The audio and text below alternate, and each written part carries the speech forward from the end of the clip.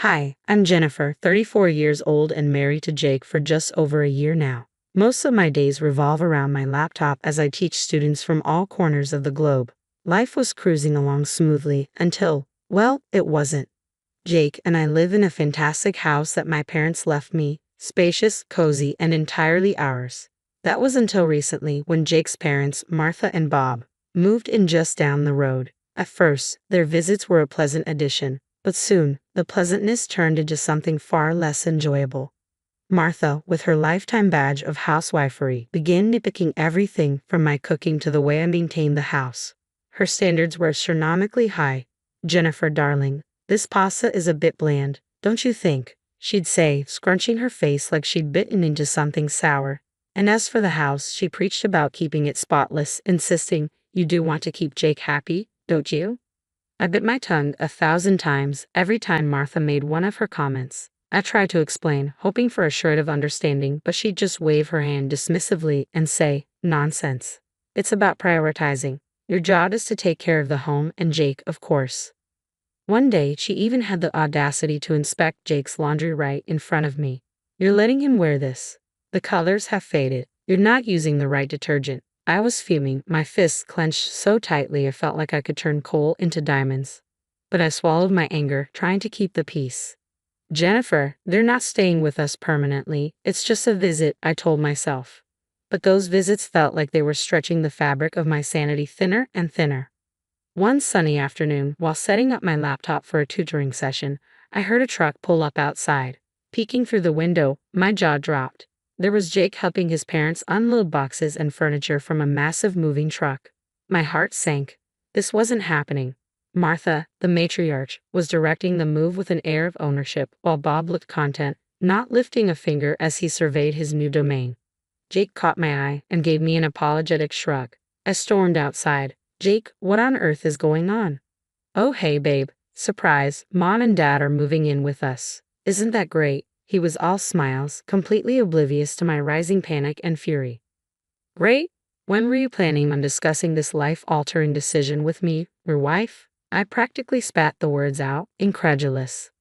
"Calm down, babe. It's just temporary. They're having some financial troubles, and this way, they can rent out their place for extra cash. It's a win-win," Jake said, trying to wrap his arm around me. But I shrugged him off. Martha chose that moment to glide over, her pastel cardigan and pearls making her look like a commanding figure. "Jennifer, darling, it's so sensible. We're all family here. Plus, you have so much space in this lovely house of yours. It was meant to be shared." Shared? This house was my sanctuary, a gift from my parents who were no longer with us. It wasn't just some communal flop house. I tried to keep my composure, but my voice betrayed me. "Martha, with all due respect, this is my house. Don't you think this is something that should have been discussed?" "Oh, sweetheart, don't be like that. Family helps family. We'll make such lovely memories together," Martha said, patting herself on the back while Bob nodded along, adding his 2 cents. "Yeah, Jennifer, it's about time we all got closer, don't you think?" Closer? I was at a loss for words. The arrogance and entitlement were overwhelming. Jake looked between me and his parents, clearly torn. "Come on, Jenny, it'll be fine. What's mine is yours, and what's yours is ours, right?" Wrong, so very wrong. But as angry as I was, I couldn't bring myself to kick them out immediately. Maybe it was shock or that small voice reminding me of what family meant to Jake. So I did what I'd become an expert at. I swallowed my fury, forced a smile, and welcomed them into my home. As days turned into weeks, the so-called temporary arrangement felt more like a life sentence. Martha and Bob had made themselves completely at home, critiquing my cooking, commenting on my cleaning habits, and generally making my life a living nightmare. Meanwhile, Jake was either at work or playing the role of the oblivious husband. Each day, from the moment I woke up to the second I collapsed into bed, was a marathon of juggling work and the relentless demands of my new housemates. One morning, as I was preparing for an important tutoring session, Martha barged into my makeshift office, a deep frown already etched on her face. "Jennifer, this place is a pigsty. When was the last time you dusted? And those cups from yesterday are still in the sink." Martha's voice cut through the quiet, her arms crossed in disapproval. I clenched my jaw, my fingers hovering over the keyboard. "Martha, I have back-to-back sessions today. I'll get to it when I can. I said, trying to keep my voice steady. She huffed, her expression hardening. In my day, we kept a clean house and worked. It's about managing your time better. Managing my time better? I wanted to scream, but instead, I bit my tongue and forced myself to focus on the screen, though it was hard to see through the red haze of my anger. Bob wasn't any better. He had an uncanny knack for needing something right when I was in the middle of explaining complex concepts to my students. Jennifer, where's lunch? I'm starving, he bellowed from the living room, completely ignoring the do not disturb sign on my door. It's in the fridge, Bob. Just warm it up, I replied, my voice strained with the effort to stay polite. What do I look like, a chef? Can't you take a break and fix something yourself? He retorted, his voice booming through the thin walls. Jake, bless him, tried to be the peacemaker, but his efforts often felt like they just added to my frustration. Jenny, can't you just drop it for today? Let's have a quiet dinner, he'd suggest, attempting to smooth over the latest flare-up. Drop it, as if I was the one causing all the drama over lunch and dust bunnies. The pinnacle of this daily grind came one evening when I was trying to wrap up my sessions for the day. Martha chose that moment to lecture me on the importance of a tidy home. Jennifer, a cluttered house is a sign of a cluttered mind. Maybe if you tidied up more, you'd be less stressed. Less stressed? I almost laughed at the absurdity. Instead, I stood up and faced her directly. Martha, I'm working. This cluttered office is paying our bills right now. And maybe if you're so concerned about the cleaning, you could help out. Her face turned a shade of red I hadn't seen before. I'm a guest in this house, Jennifer. It's not my job to clean. The word guest echoed mockingly in my mind. Some guests, they were turning my life and home upside down. That night, as I lay in bed staring at the ceiling, I couldn't help but reflect on the absurdity of it all. Here I was, working hard to provide, to teach, and to keep some semblance of peace in my own home, only to be criticized at every turn. Jake's soft snoring next to me was the only sound in the dark room. I turned to look at him, wondering how we ended up here. How did we go from newlyweds excited about our future to barely speaking because his parents were driving a wedge between us? 3 months into what felt like the world's longest invasion of privacy, Jake came home early one day, looking as if he had just lost a fight with a bear. Jenny, he began, his voice heavy with fatigue. I got fired, Jake blurted out as soon as he walked in, not even waiting to sit down. His parents were probably out wreaking havoc somewhere else, and he made me promise not to tell them. Just what I needed. Now the burden was entirely on me. My online tutoring gigs were no longer just a way to keep busy or fund a few extras. They were a lifeline. I threw myself into work, stretching my days as thin as possible. Before long, I wasn't just tutoring. I was running my own online school. A small part of me buzzed with pride, but I kept it to myself. No need to add more fuel to the already blazing inferno of our household dynamics. Money was tighter than a jar sealed for a century. Every penny had to be squeezed until it pleaded for mercy before being spent. Eventually, I had to confront Martha and Bob. Look, I know this is awkward, but I need help with the bills. Maybe you could cover half the rent, I asked, trying to keep my voice steady. Their reaction was as if I'd suggested they fly to the moon. What do you mean? Jake's got it covered. He makes plenty, Bob scoffed, waving off my request as if it were a bad smell. Yeah, about that, I began, but Jake's pleading look stopped me. He wasn't ready for them to know the truth. Later, he pulled me aside, whispering, just a little longer, Jenny. I'll find something soon, I promise. Promises, right. Meanwhile, I was juggling teaching, cooking, cleaning, and playing referee, all while trying to smile through gritted teeth. Martha and Bob seemed to have turned complaining into an Olympic sport, barging into my office during my tutoring sessions as if I were hosting afternoon tea rather than running a business. Jennifer, this is unacceptable. You're always locked away in here. Why are you going to make time for us? Martha demanded one day, standing in the doorway with her arms crossed while I was in the middle of explaining algebra to a 15-year-old. Martha, I'm working. Can this wait? I hissed, trying to keep my voice down. No, it can't. We're family and you're neglecting us, she shot back, oblivious to the fact that I was trying to make ends meet. Bob wasn't any better. When's dinner? We're starving, and you're just sitting around, he grumbled on another occasion, completely ignoring the stack of papers and open textbooks around me. Sitting around, really, Bob? I snapped, frustration bubbling up despite my best efforts to stay composed. I'm teaching right now, and dinner is whenever you make it, I snapped, my patience fraying like an old rope. Jake was always apologetic, constantly whispering, "Thanks for holding us together, Jenny. It'll get better." But better felt like a distant dream, one we were never getting closer to. As days turned into weeks, I wondered how much longer I could keep this up. One evening, as we sat down for dinner, Martha pulled out a glossy travel brochure, her eyes sparkling. "Look at this, dear," she said, sliding the booklet across the table to me. "We're thinking of a little getaway. A vacation. What do you think? A scarf or a shell as a souvenir?" Before I could even process the absurdity of her question, she dropped another bomb. "Darling, if you could spare $2,000 for us, that would be just peachy. Just for some pocket money, you know." I stared at her, dumbfounded. My fork clattered onto my plate, my appetite completely vanished.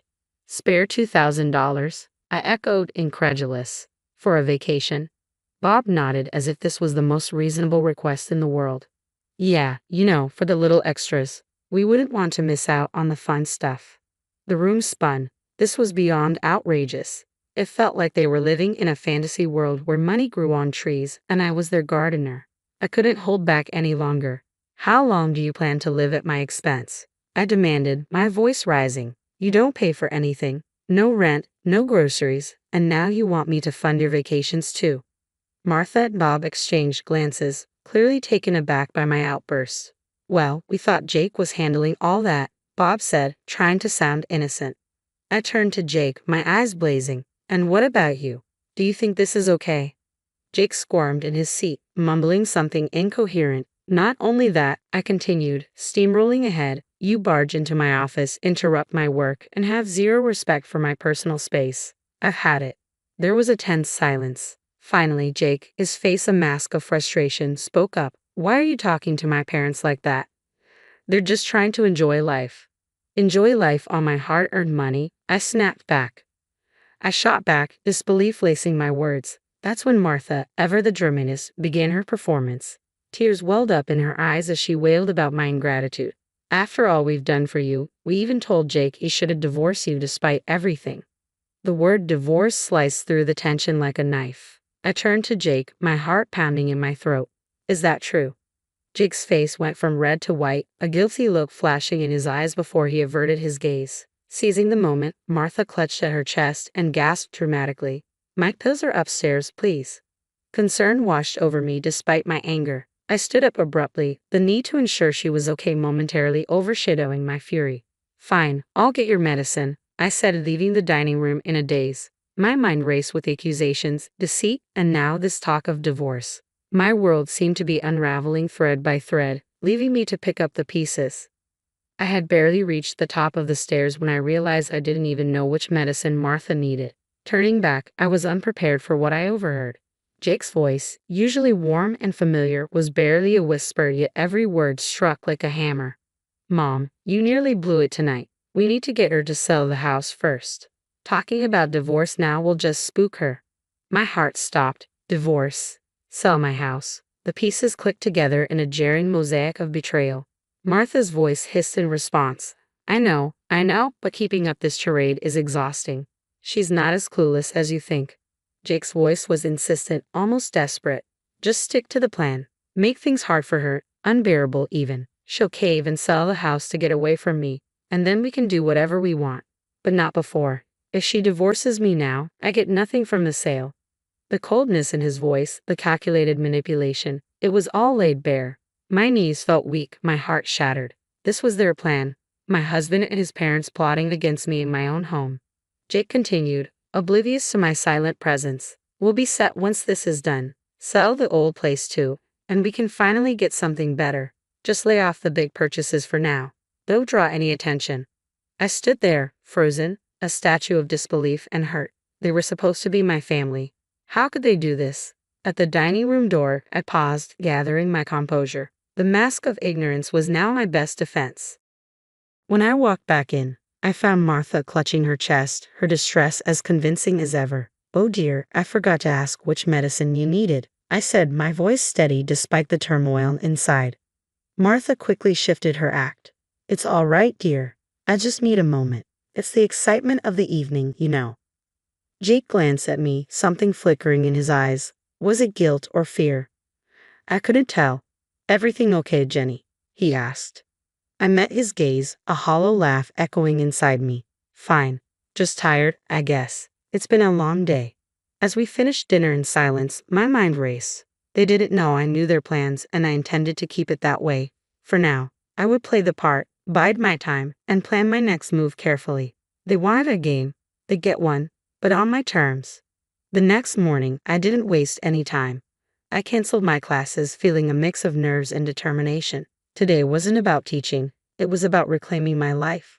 My first stop was the lawyer's office. I laid everything out, the deception, the manipulation, their plans against me. He reassured me, explaining that the law protected my inheritance. My house was mine alone, divorce or not. With divorce papers in hand, I headed back home, my resolve strengthening with every step. The scene that greeted me was predictably frustrating. Martha immediately started in on me. Where have you been all day? We've been waiting for you to make dinner, she snapped, her voice dripping with disdain. I met her gaze, my patience worn thin. I'm not your cook or your maid. That ends now. Jake attempted to smooth things over, his voice too casual. Maybe this is a sign we should sell the house and start fresh somewhere else.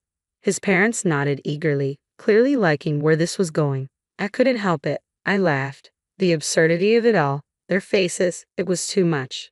Oh, Jake, I know about your plan. All of it. Silence crashed down like a wave.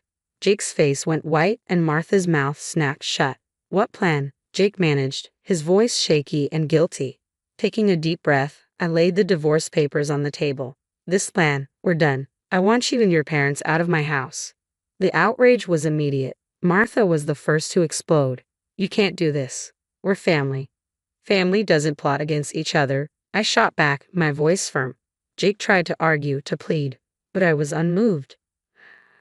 I'm not falling for it, Jake. It's over. I've already spoken to a lawyer. His defeat was evident as he realized the gravity of the situation. They had no legal ground to stand on, no emotional manipulation left to play. Reluctantly, with anger and frustration boiling over, Jake and his parents packed their things and left. After they were gone, the silence in the house was deafening, but it was the sound of freedom.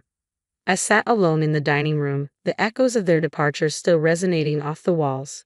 It was over. I could finally breathe again, but the weight of what had transpired hung heavily in the air. I wasn't sure what to do with myself. The routine I had been so accustomed to, despite its toxicity, was gone. I decided to call my best friend Sarah. If anyone could understand, it was her. Hey, it's me, I said when she picked up. Jennifer, what's wrong? You sound off. Sarah's voice was filled with concern. I laughed, a mix of relief and disbelief in my tone. You won't believe what's happened. Jake and his parents, they're gone. I kicked them out. Sarah's surprise was evident. Girl, what happened? So I told her everything, from the overheard conversation to the visit to the lawyer and the final showdown. As I spoke, the reality of my newfound freedom began to sink in. Wow, Jennifer, I don't even know what to say. Are you okay? She asked after a moment of silence. Yeah, I think I am. Better than I've been in a long time, I admitted, a smile spreading across my face. We chatted a bit longer, her support lifting my spirits even further. Hanging up, I felt a renewed sense of purpose. The house felt different now. It was truly mine again. I could do whatever I wanted with it, fill it with new memories, maybe even redecorate. The days that followed were a blur of activity. I started making small changes around the house, clearing out reminders of Jake and his parents. With each box I packed away, I felt lighter, more in control of my destiny. I also threw myself into my online school, pouring every ounce of energy into something that was truly mine. It wasn't just a distraction. It was a lifeline, pulling me out of the murky waters of betrayal and onto solid ground. My students, my lessons, they gave me purpose and a reason to look forward to each day. One afternoon, as I was prepping for a webinar that had garnered interest from corners of the globe I'd only dreamed of reaching, my phone rang. The screen flashed Martha's name, a name I hadn't seen or thought about in what felt like a lifetime. Curiosity overcame me, and I answered, bracing myself for whatever came next. Jennifer, dear, it's Martha. We need your help, she stammered, her voice laced with a desperation I'd never heard from her before. I hesitated, memories of their betrayal flashing bright and hot. What's happened? Our house, the one we rented out, it's gone. It burned down because of some electrical fault and, well, the insurance, she trailed off, the weight of her omission hanging between us. And you didn't pay the insurance on time, so now you're left with nothing. I finished for her, not without a trace of cold satisfaction. Yes, exactly. We were wondering, hoping really, that maybe we could stay with you just for a little while, she pressed, each word more desperate than the last. The audacity of her request left me speechless for a moment. After everything, they still saw me as a safety net, their backup plan. I found my voice steadier and colder than I intended. No, Martha, that's not possible. You're strangers to me now. Later, through the grapevine of mutual acquaintances, I learned about Jake's new reality. He'd taken a job far below the expectations and lifestyle he once held dear, just to scrape together enough for a roof over their heads and the basics. Part of me wanted to take satisfaction in his fall from grace, but another, deeper part of me just felt tired of the anger, the resentment. It was time to truly move on.